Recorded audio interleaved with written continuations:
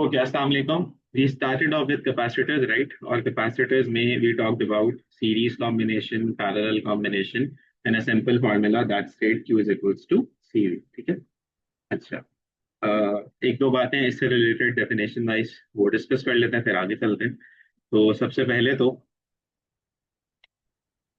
we have done this Q is equals to CV and we have studied that if we have a graph of Q and V then this should be a straight line ठीक है and the area under this can be represented as the energy ठीक है that's area now if we calculate the gradient of this so you know gradient would be Q upon V that's C which is basically capacitance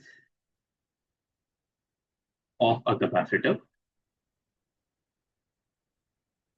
number one number two the unit for capacitance is farad designated by capital F after the name of the physicist Faraday. Now, there has been, this question that has been asked, define Farad.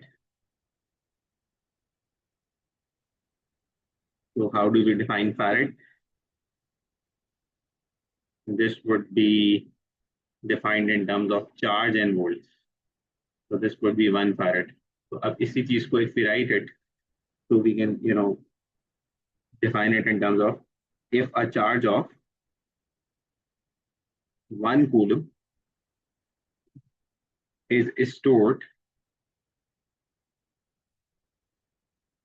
through a potential difference of 1 volt, then capacitance is said to be 1 farad.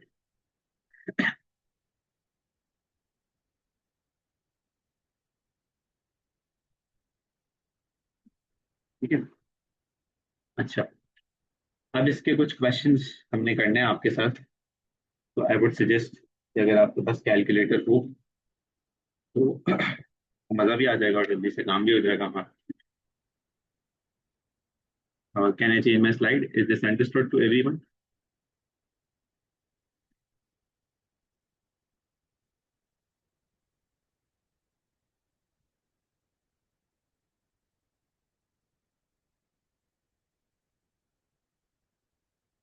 Now let's say हमारे पास एक capacitor है वो connected है एक voltage source से and this is 2 microfarad और इसके साथ जो वोल्टेज सोर्स है दैट्स 15V क्वेश्चन कहता है calculate the charge stored on the capacitor तो क्या करना चाहिए आपको पार्ट बी बना लेते हैं calculate the electrical energy stored by the capacitor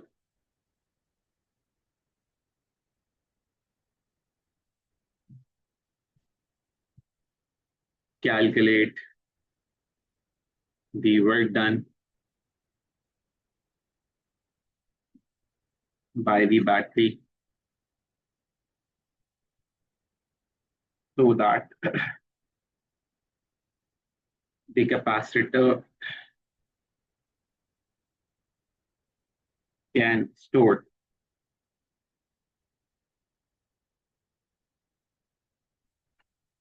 बल्कि एक काम करते हैं इतनी ज्यादा बहस नहीं करते just calculate the work done by the battery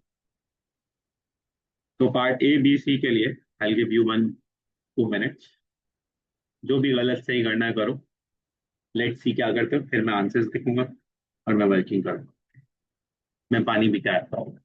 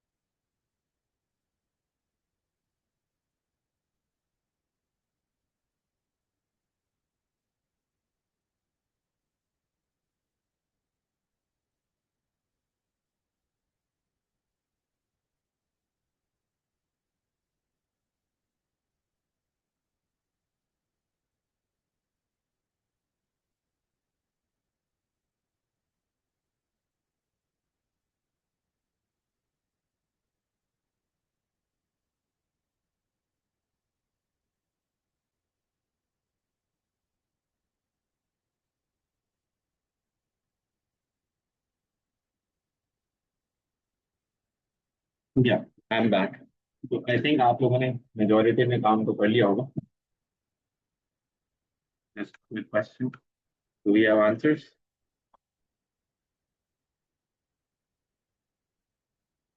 So if I solve this, this is essentially going to be Q is equals to C times V. So C is 2 microfarad or V is 15. So this is going to be 30 micro Coulomb's, जिसे आप लिख सकते हो 3 exponent - 5 Coulomb's. तो ये भी सही है, ये भी सही है। ठीक है जी। पार्ट बी में वो कहता है calculate the electrical energy stored by the capacitor. तो उसके लिए देयर वाज दिस फार्मूला, वो जो एरिया हमने यूज करके काम किया था। सो हम वही लिख लेते हैं। So E is equals to half C V square, right. तो कैपेसिटेंस भी है आपके पास, दैट्स 2 माइक्रोफैरड। वोल्टेज भी है, दैट्स 15 स्क्वायर्ड। तो ये कितना आ जाएगा? ये आ जाएगा आपके पास, अगर हम इसको कैंसिल आउट कर दें, तो 225 एक्सपोनेंट - 6 माइक्रो था ना वहाँ पे, जूल्स, राइट। जिसे आप ऐसे भी लिख सकते हैं 2.25 एक्सपोनेंट - 4 जूल्स। ठीक है, सही है। अच्छा जी, फिर आते हैं पार्ट सी पे, which is calculate the work done.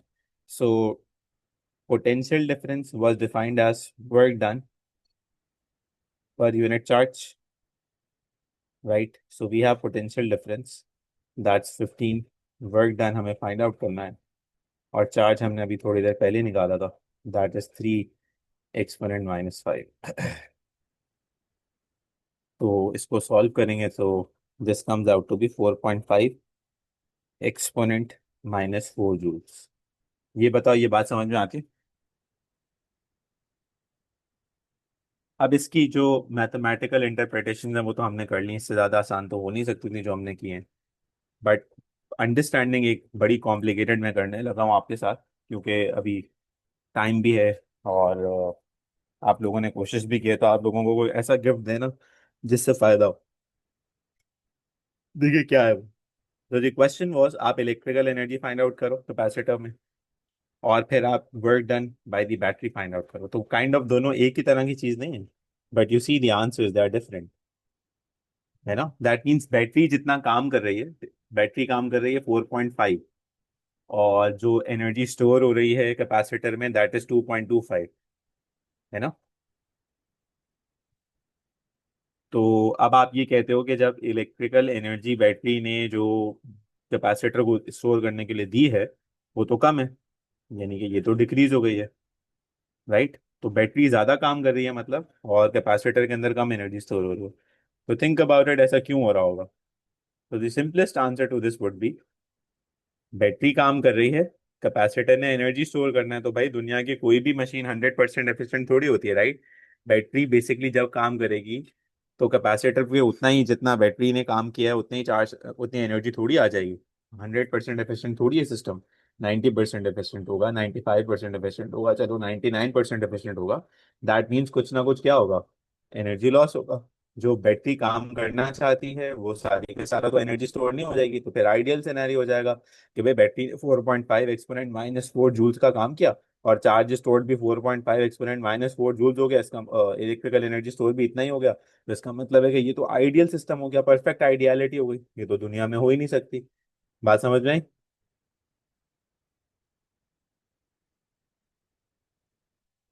तो आप इस चीज को अपने पास लिख लेते हैं। अच्छा, जहां पे कुछ भी समझ में ना आए फौरन अनम्यूट हो जाना या चैट में लिख देना। तो हम लिख लेते हैं, comment on the answers with, for part 2 and 3। तो हम कहेंगे इसको, energy is dissipated in the form of heat and other losses। as the charge flows through the wires.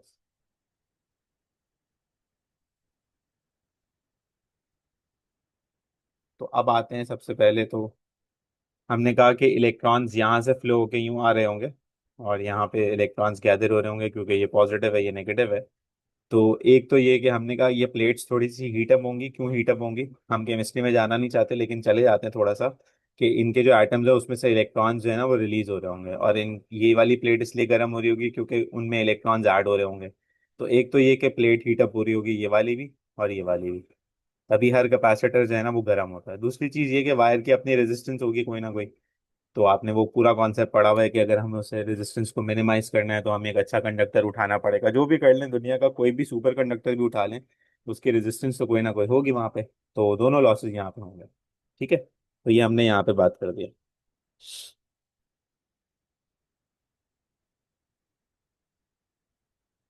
Hence इसका कंक्लूजन डिराइव करें तो it is preferred to state that capacitors stores energy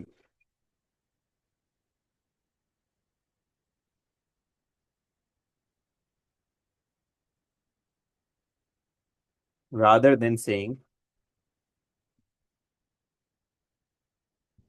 capacitors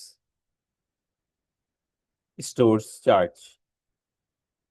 तो अब आप जाके जब थोड़ा सा लोगों को बताएंगे ना कि हमने एक नया फॉर्म ऑफ कैपेसिटर पढ़ा है तो लोग हैरान होंगे कि यार ये कैसे कह रहे हैं कि कैपेसिटर तो एनर्जी स्टोरेज डिवाइस है और चार्ज तो वो स्टोर नहीं करता। या ये कहना गलत है कि चार्ज वो स्टोर करता है या ये कहना बेटर नहीं है।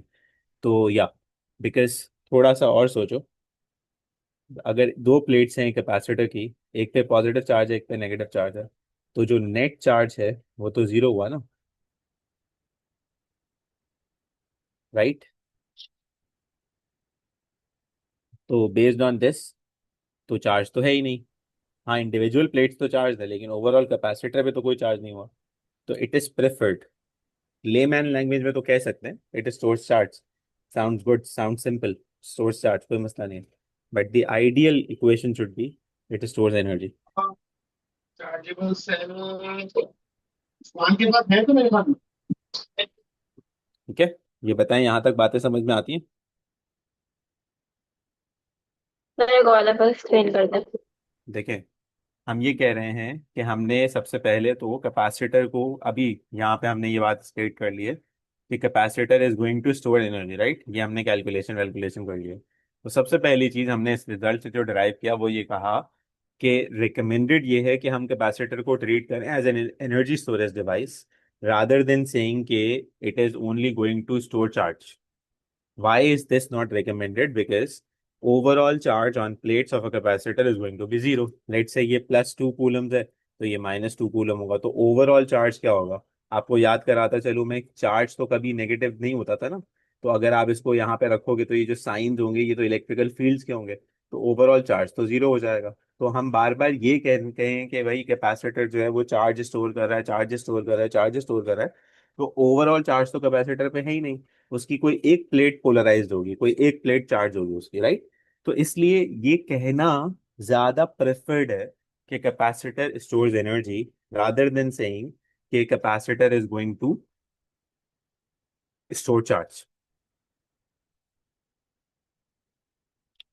अच्छा इससे एक और क्लैरिटी भी मिल जाएगी कि अगर हमें ये कहा जाए कि भाई डिफाइन अ कैपेसिटर तो कोई गलत बात नहीं है। मैंने ये नहीं लिखा हुआ मैं तो आप लोगों को तो कुछ नई चीज दे रहा था कि capacitor is not going to store charge it is storing charge.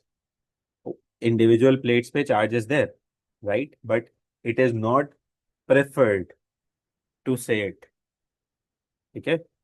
अच्छा चलें इसको इस तरह से ले लें what if you know I say I am a proud Pakistani and on the other hand I say I am a proud Muslim। So which is preferred you guys tell me। So according to preference I should say I am a proud Muslim because first I am Muslim, then I am Pakistani, right? Muslims can be from Afghanistan, Muslims can be from Saudi Arabia, Muslims can be from India as well. So my first primary identity is going to be Muslim. Second identity can be anything. Third identity can be, which province I may belong to. Fourth identity can be which caste do I belong to. Fifth identity can be, my ancestral home, where was it. कुछ भी आप कह लो. तो आप ये नहीं कह सकते कि capacitor is not going to store, charge. There is charge on the plates, but it is not preferred. That is a high value reference of a capacitor. बात समझ में आई? वालेकुम अस्सलाम, कैसे हैं आप? We were missing you.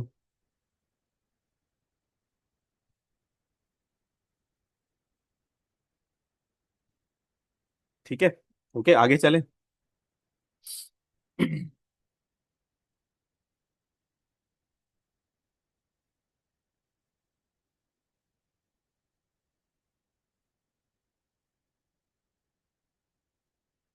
अरे हाँ, happy to you, happy to you.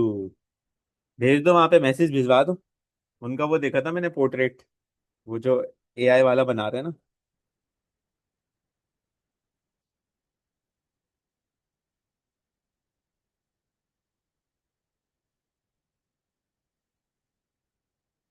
अब आते हैं एक नई और चीज के ऊपर. अब आपको शायद याद होगा, एक दफा हमने एएस में किया था concept of additional strain energy. वही करते हैं. So concept of additional stored energy by capacitor. Very simple, very easy PG. बहुत मजा आएगा आपको. 1 मिनट में समझ में आ जाएगी बात. क्वेश्चन कहता है, लेट से a capacitor of 2000 microfarad was initially connected to a 5-volt source, then was finally reconnected to a 7-volt source. Calculate the additional stored energy. चलो थिंक अबाउट इट, क्या करें?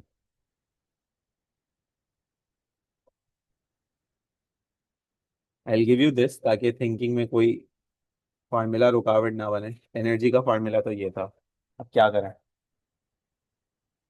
तो सिंपल एज दैट. कोई मसला ही नहीं होना चाहिए. We can go about initial energy. उसके लिए what we can do, E I कर लेते हैं. Half C V I square, right. So C is going to be 2000 micro, मतलब -6, और 5 स्क्वायर. और फिर फाइनल कर लेते हैं. तो फाइनल के लिए we can go about E F equals to half CV F squared, right? So that's half. C is going to be 2000 exponent -6 और final is 7 squared, right? So initial कितना आ रहा है यहाँ पे? So I'm getting 0.025 joules here और यहाँ पे I'm getting 0.049 joules. So वो जो additional stored energy होगी वो क्या होगी? So additional stored energy would be 0.049 minus 0.025, and that's going to be 0.024 joules. तो बजाय इसके क्योंकि ऐसे बहुत सारे क्वेश्चन आएंगे जिसमें हमें ये बार बार निकालने होंगे, तो हम एक काम करते हैं, हम एक डायरेक्ट फॉर्मूला बना लेते हैं. That is half C V F squared minus V I squared. That is final voltage and initial voltage. ये बताओ, ये बात समझ में आती?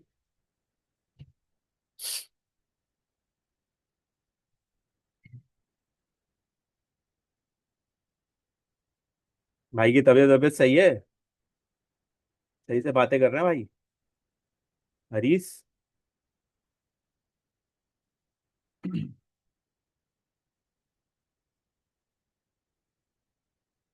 अच्छा जी, अब आते हैं आगे. तो सबसे पहले तो चलो, जबरदस्त हो गया. हम अब डिस्कस करना चाहते हैं आपसे, how is a capacitor charged. तो हम इसे कहते हैं charging curve of a capacitor. So let's say we have voltage and time graph. एक कैपेसिटर है, ठीक है, अभी ये ऐसे ही है. तो initially right at the beginning when there is no source connected, या आप ये कह लो कि सोर्स चलो कनेक्टेड है और स्विच यहाँ पे ऑफ कर देते हैं हम. एक स्विच लगा देते हैं और उसको थोड़ा सा यूं करके ना ऑफ कर देते हैं.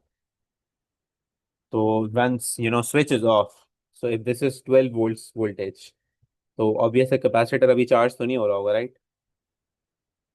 ठीक है. अच्छा, अब क्या होगा? Once this switch is turned on, what happens? Capacitor becomes charge. So what we expect here is this goes like this. Very important. This goes like this. So there are many learnings to it. सबसे पहले तो हमने कहा कि ये जो capacitor का voltage है अब यहाँ पे, that is V is equals to VC. What is V? Source का voltage. What is VC? Capacitor का वोल्टेज. ठीक है. दूसरी चीज जो हमने देखी है वो क्या है? The shape of this curve. Shape is very important. So what you see here is essentially we have a maximum gradient, and towards the end it is zero gradient या decreasing gradient या no gradient at all, है ना? ये scene. अभी तो देखो सिर्फ direct relationship है ना.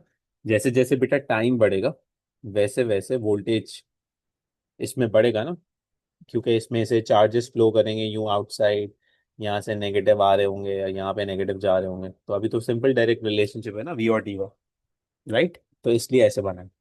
तो अब हम इसे एक्सप्लेन कैसे करते हैं? तो एक्सप्लेन हम इससे करते हैं कि भाई इनिशियली मैक्सिमम ग्रेडियंट क्यों है. तो number one, first statement is initially the rate of removal of electrons from one of the plates is faster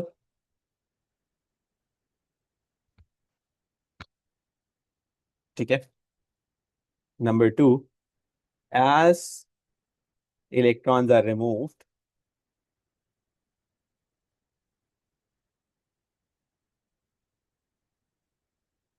plates of the capacitor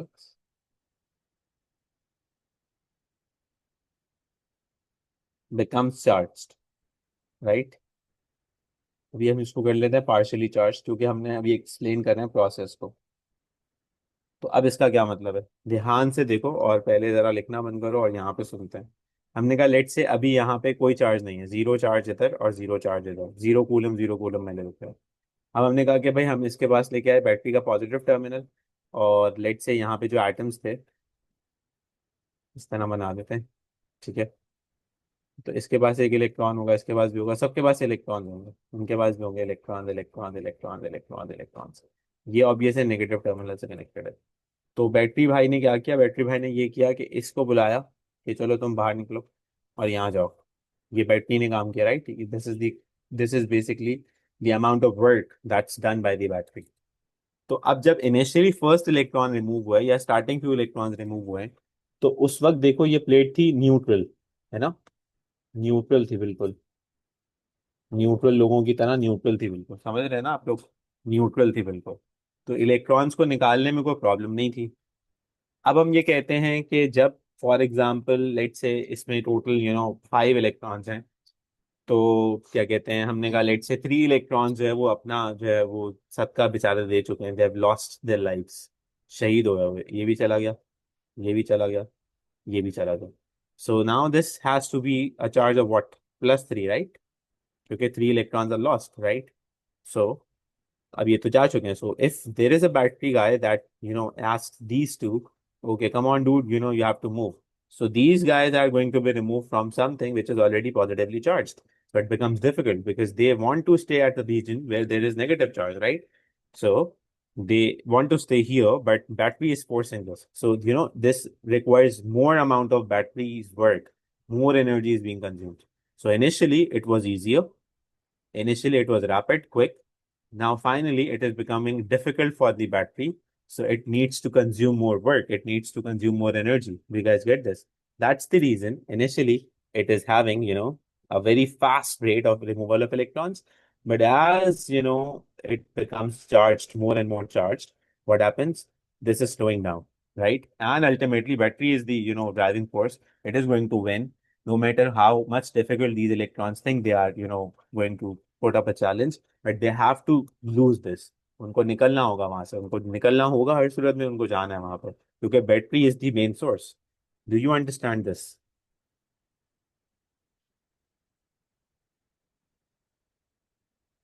तो let's say सर हमने. जी सर जी. फिर एक पॉइंट के बाद जो ग्राफ का स्ट्रेट लाइन हो रही है उससे क्या होता है? उसका मतलब ये होगा कि अब हमारा जो वोल्टेज सोर्स है, वोल्टेज दोनों का अब सेम हो गया ना, कांस्टेंट हो गया. ये कांस्टेंट हो गया वोल्टेज. चार्जिंग खत्म हो गई. देखो, कॉन्सेप्ट समझो, ये किसका कर्व बनाया हुआ है? ये इसका कर्व बनाया हुआ है. तो इनिशियली VC was 0. ठीक है. Now VC is 12 volts. तो ये समझा रहा था कि वी का नहीं बनाया हुआ मैंने, बैटरी का नहीं बनाया हुआ. बैटरी का तो मैं अंडर कंसिडरेशन ही नहीं है, मैंने तो कैपेसिटर की बात की है. तो अब आपको ये समझ में आ जाएगा कि 0 से 12 पे तो ये जा रहा है, बट ये 0 से 12 पे यूं क्यों नहीं जा रहा. ये समझा रहा हूँ. ये यूं क्यों जा रहा है? क्योंकि initially charging was easier. Initially it was having a more potential difference, more potential gradient. But as it become charged, more and more charged, so battery needs to do more work, more effort. Okay, do you get it?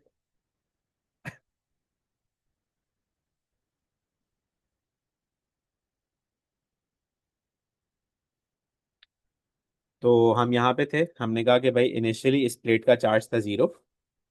ठीक है. सबके पास एक एक electron था. तो अब इसमें से अगर एक इलेक्ट्रॉन हमने बोरो किया, तो अब इलेक्ट्रॉन्स की quantity with the passage of time कम हो रही है.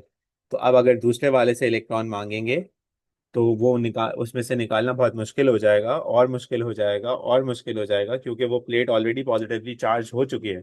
So as you try to remove electrons, it becomes more and more difficult for the atoms to lose electrons, because these electrons are moved from something that is positive. Do you guys get this? Is this clear?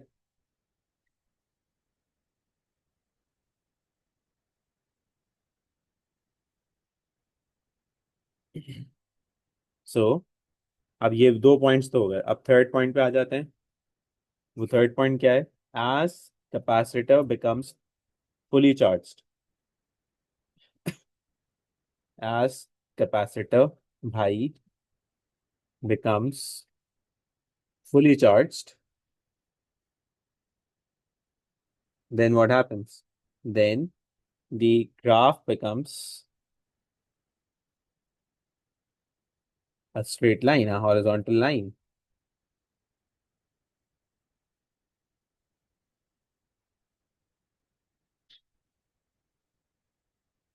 ठीक है. Showing that electron flow has stopped.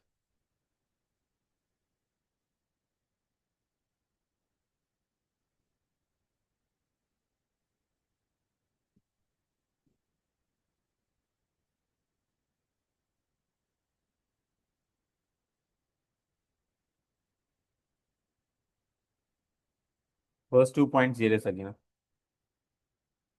ठीक है. अच्छा, अब अगर मैं आपसे ये क्वेश्चन करूँ, चलो थिंक अबाउट इट. एक तो हमने चार्ज कर दिया, कैपेसिटर फुली चार्ज हो गया. हम इसको सप्लाई हटा देते हैं यहाँ से 12 वोल्ट्स, और यहाँ पे कोई रेजिस्टर लगा देते हैं, या यहाँ पे कोई बल्ब लगा देते हैं. अब क्या होगा? अब डिस्चार्जिंग होगी. तो डिस्चार्जिंग कर्व कैसे बनाएंगे?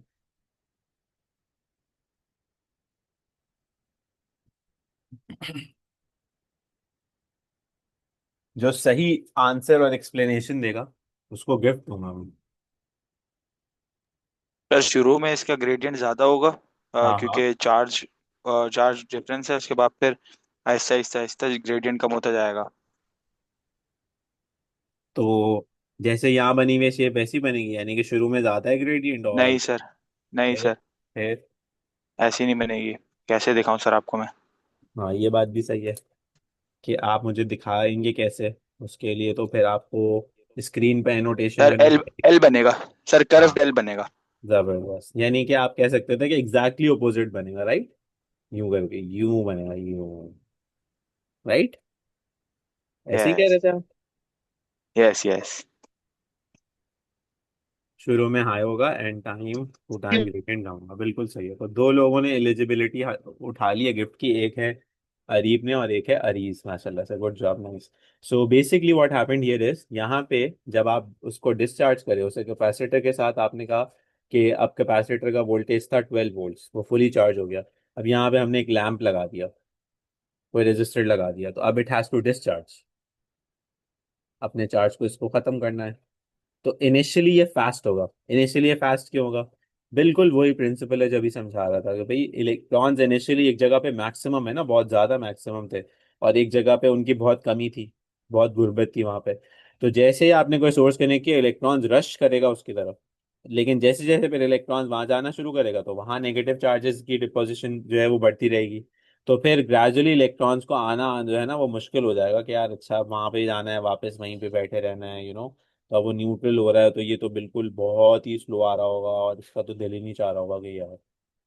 ठीक है, तो initially it is fast electron flow and finally it is going to be slow. So initially still maximum gradient and finally zero gradient. ठीक हो गई बात? चलें, अब एक और काम करते हैं, क्योंकि ये आपको मुझे लग रहा है सबको समझ में आ गया है, तो इसका एक क्वेश्चन करते हैं फिर। वो क्वेश्चन कैसा होगा? वो क्वेश्चन कुछ ऐसे बना लेते हैं कि इससे हमारे पास एक कर्व है इस तरह का, ये वोल्टेज है 12 वोल्ट्स, और ये है 0 वोल्ट्स। यहाँ पे है हमारे पास टाइम सेकंड्स, ये है हमारे पास 4 सेकंड्स, और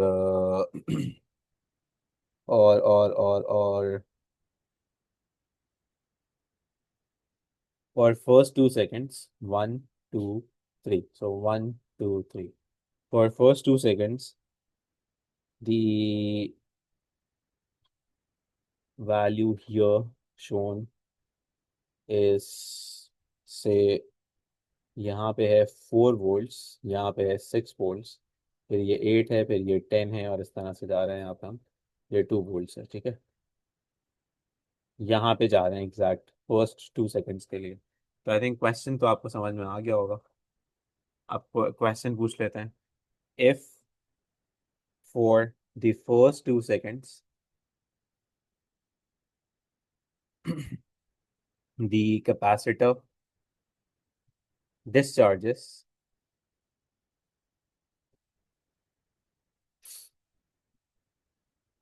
and it loses 0.12 joules of energy, then use the curve shown to find capacitance। C find out करना है, क्या करें? फॉर फर्स्ट 2 सेकेंड्स जो वैल्यू है वो मैंने आपको बता दिया। ठीक है, और इसने लूज किए, बहुत आराम से अब आप कर सकते हैं। लेट्स सी आप क्या करते हो। आई वेट फॉर 1-2 मिनट और फिर हम आगे चलेंगे।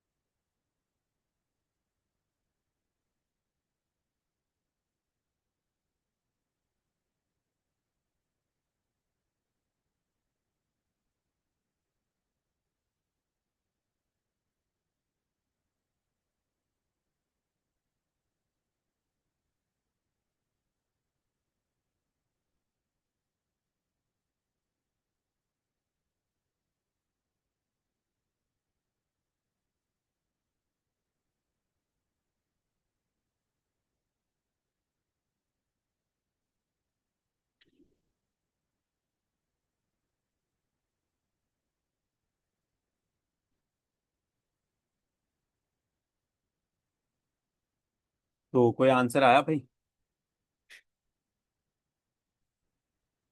तो आंसर आया भाई। एक गलती हो गई बस।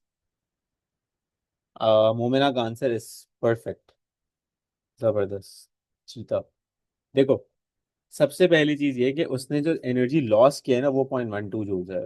दैट मीन्स जो हमारे पास चेंज इन एनर्जी है from this point that was initial energy and this point that's final energy, वो इतना है ना। ये था इसका पूरा गेम, ये है इतना। तो अब दूसरी चीज ये कि क्योंकि ये एनर्जी लॉस है तो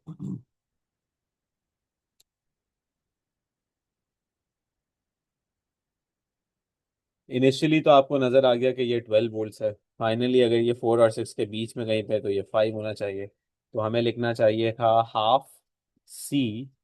अभी थोड़ी देर पहले आपने किया था final squared minus initial squared, right, equal 0.12। तो हाफ सी फाइनल स्क्वायर्ड कितना होगा, 5 स्क्वायर्ड माइनस इनिशियल स्क्वायर्ड कितना हो जाएगा, 12 स्क्वायर्ड, इक्वल्स टू 0.12। अब एक चीज जो है वो थोड़ी सी सोचनी चाहिए आपको यहाँ पे। जरा ब्रेक लगाएं यहाँ तक तो आ जाएं पहले। और हाँ, जबरदस्त, यहाँ तक तो आ जाएं आप पहले। और फिर आप सोचेंगे यार ये तो एनर्जी चेंज है ना, तो दिस लुक्स लाइक कि ये नेगेटिव आ रहा है। तो एनर्जी चेंज अगर लॉस में है तो नेगेटिव होना चाहिए या नहीं होना चाहिए। तो ये आंसर अगर इसी तरह हम लेके जाएंगे ना तो फिर हमें आंसर मिलेगा negative, which is not possible. तो in order to cancel that out हम इसको नेगेटिव कर सकते हैं खुद से।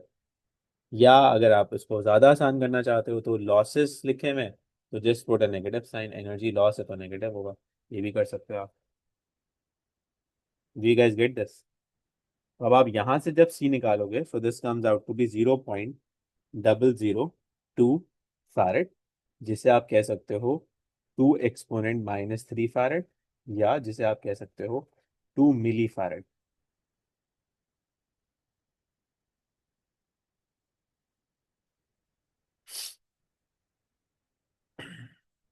ठीक है, is it clear to everyone?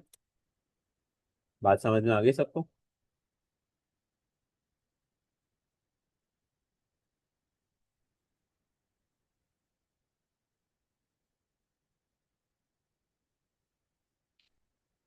अब चलते हैं थोड़े से हायर ऑर्डर क्वेश्चंस की तरफ। वो क्या कहते हैं, लेट्स ट्राई दिस। तो सबसे पहले तो एक क्वेश्चन सिनेरियो देते हैं हम आपको इस तरह से कि which of these combinations of capacitors is preferred। वो नहीं होता था जैसे सीरीज में हम बाज़ औक़ात आपसे पूछते थे कि series combination of cells better है या parallel combination of cells better है, प्रेफर्ड में ये कर दिया हमने। अब आते हैं हम, हमारे पास सीरीज कॉम्बिनेशन है कैपेसिटर्स का और ये कनेक्टेड है से एक वोल्टेज सोर्स है, और एक पैरेलल कॉम्बिनेशन कर लेते हैं।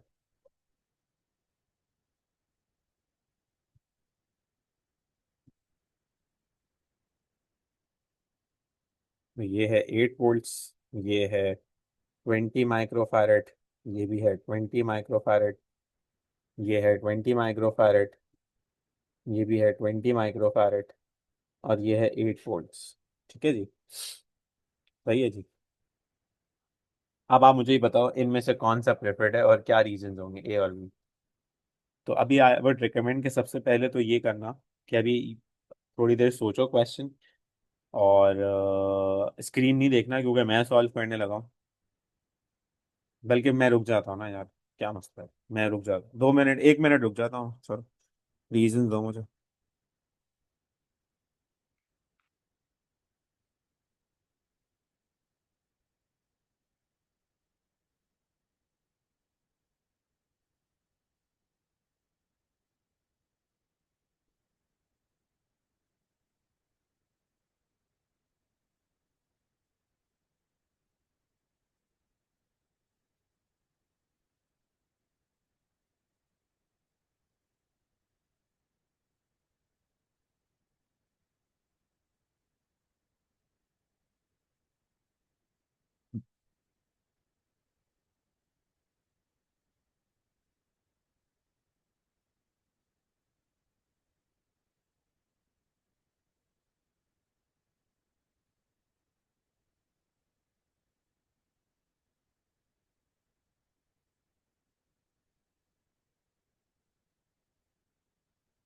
तो वी हैव आंसर्स, नाइस।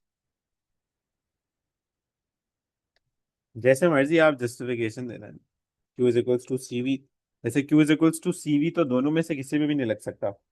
उसका रीजन ये है कि एक सीरीज का है, एक पैरेलल का है। तो सबसे पहले एक काम करते हैं,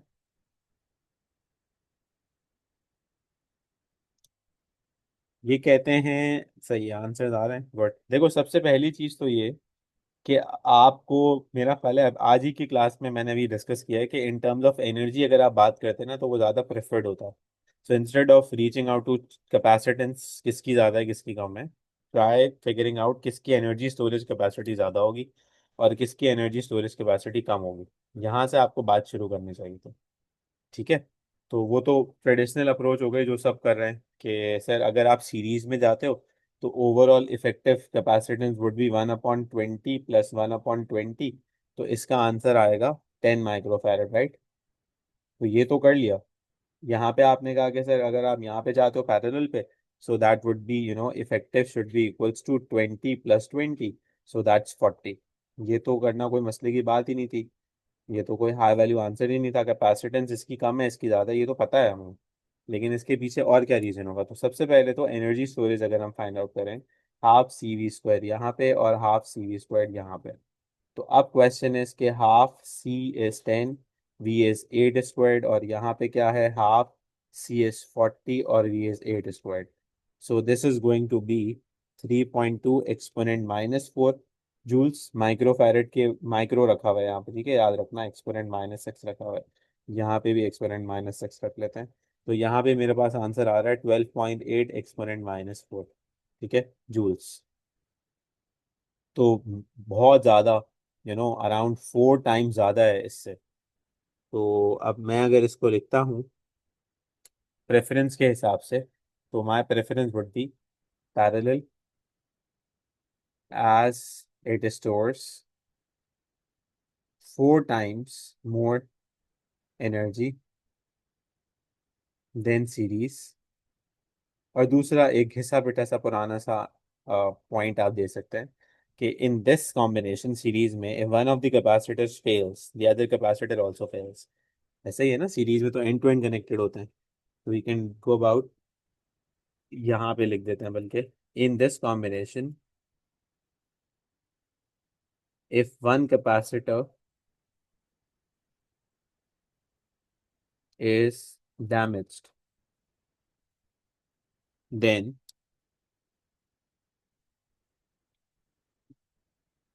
the entire circuit switches off।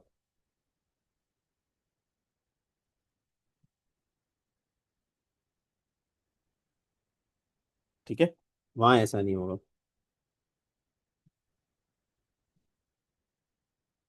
Is it clear to everyone?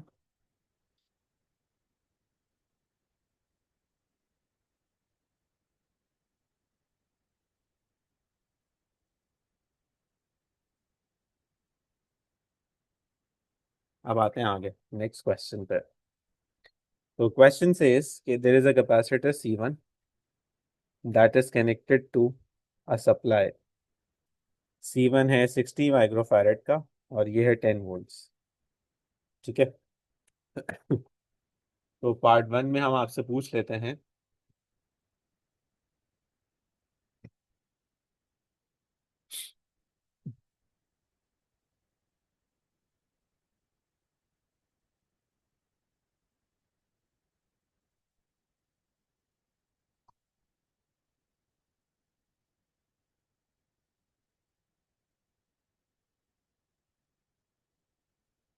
Part 1 में हम आपसे पूछ लेते हैं calculate the charge on the capacitor. ये तो आप बड़े आराम से कर सकते हैं, ठीक है। फिर आपसे हम कहते हैं पार्ट 2 में calculate the energy stored by the capacitor.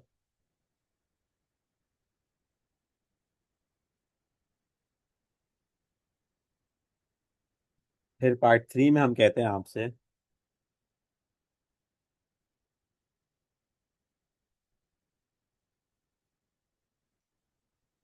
If voltage source is removed and C1 is connected to C2 of 40 microfarad, what will be the ratio of charges on this combination?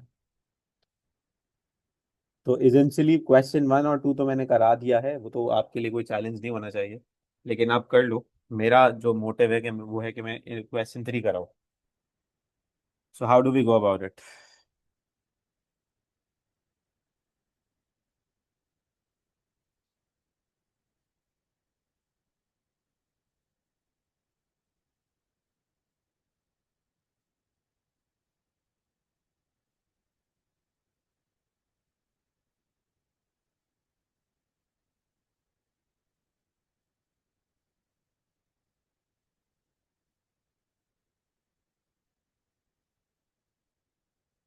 तो इसको solve कर लेते हैं।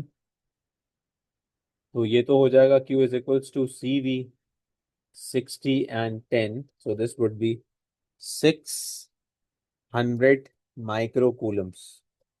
ठीक है।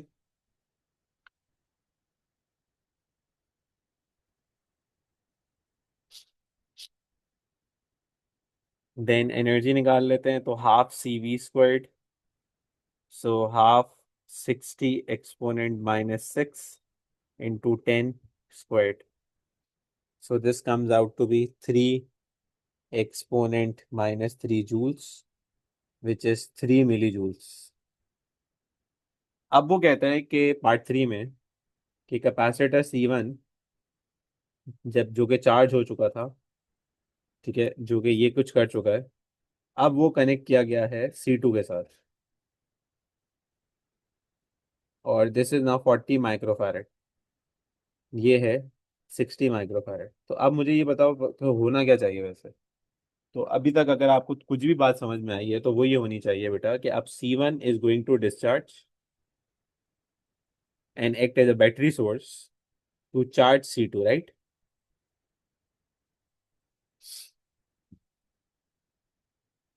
तो अब वो ये कहता है कि ये बताओ चार्ज रेशियोज कैसे डिस्ट्रीब्यूट होंगे।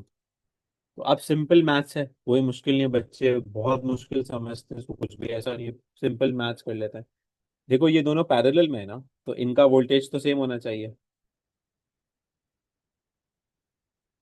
तो कैपेसिटर इक्वेशन होती है Q is equals to CV। अगर V कांस्टेंट रखेंगे तो जो रिलेशनशिप होगा Q और C का, वो क्या होना चाहिए? सिंपल, डायरेक्टली प्रोपोर्शनल होना चाहिए। दैट मीन्स चार्ज उसका ज्यादा होगा जिसका कैपेसिटेंस ज्यादा होगा, और चार्ज उसका कम होगा जिसका कैपेसिटेंस कम होगा। ऐसे ही है। तो सबसे पहले कैपेसिटेंस रेशियो फाइंड आउट कर लेते हैं, C1:C2। तो C1 कितना था, 60, और C2 कितना है, 40। तो ये कितना आ जाएगा, 3/2। ठीक है, ऐसे ही है। तो अब अगर मैं आपसे ये कहूँ कि चार्ज फाइंड आउट करें Q1, तो न्यू चार्ज होना चाहिए Q1 पे 3/5 इंटू 600, और Q2 होना चाहिए है 2/5 इंटू 600। क्या कहते हो?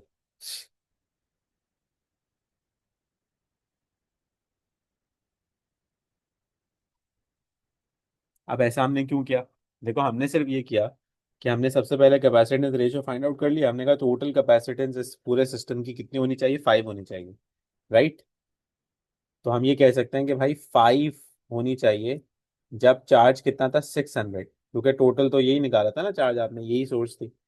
तो अब अगर मैं इंटरेस्टेड हूँ भाई कि C1 के ऊपर नया चार्ज कितना होगा, तो मैंने कहा उसका जो कैपेसिटेंस रेशियो है C3, उसको एक्स कर लेते हैं, तो एक्स फाइंड आउट कर लेते हैं, एक्स ही आ जाएगा, राइट? इसी तरह 5 इंटू 600 है टोटल कैपेसिटेंस और टोटल चार्ज। तो अगर मैं 2 माइक्रो फैरेड वाले पे फाइंड आउट करना चाहता हूँ तो इसको एक्स कर लेता हूँ, तो इन दोनों का रेशियो प्रोपोर्शन बनाऊंगा मैं, तो ये आंसर आ जाएगा। ये बात समझ में आती है?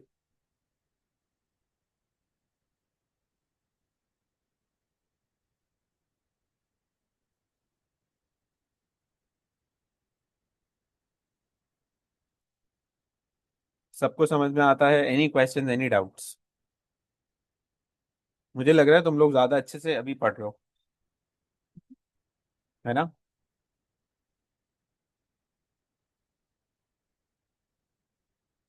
कॉलेज में इतने अच्छे से नहीं पढ़ता। ऐसा है या नहीं है?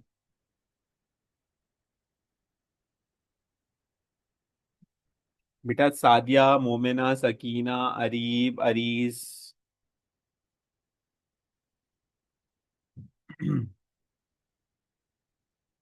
समझ में आता है?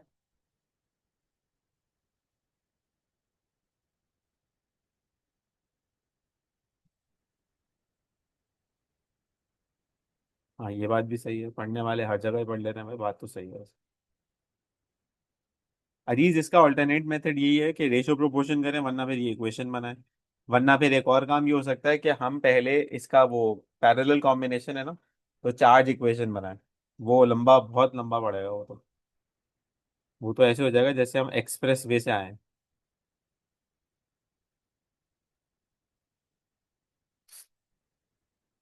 असल में यार मैं तंग आ चुका हूँ रिक्वेस्ट कर करके कि एक अच्छा सा डेटा कनेक्टिविटी दे दें। तो अब वो इक्विपमेंट कह रहे हैं 2-3 दिन में आएगी, तो वो ले लेंगे। तो अब अभी भी तो चल रहा है ना काम।